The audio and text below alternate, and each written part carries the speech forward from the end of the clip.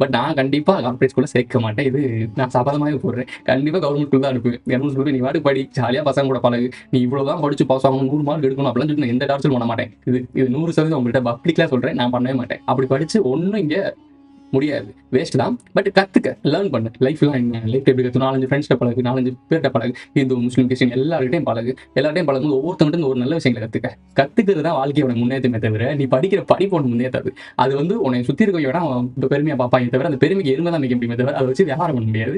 But general knowledge வளர்த்துக்கிட்ட, உலக வாழ்க்கைய இந்த உலகத்துல வாழக்கூடிய படிப்பை படிச்சுக்கிட்ட அப்படின்னா, நீ எங்க வேணா போலாம். நீ முதலாளியா தான் இருப்பே தவிர தொழிலாளியா இருக்க மாட்ட. ஆனா இந்த கல்விக் கொள்கையை படிச்சுட்டு நீ போன அப்படின்னா, நீ தொழிலாளியா தான் இருப்ப.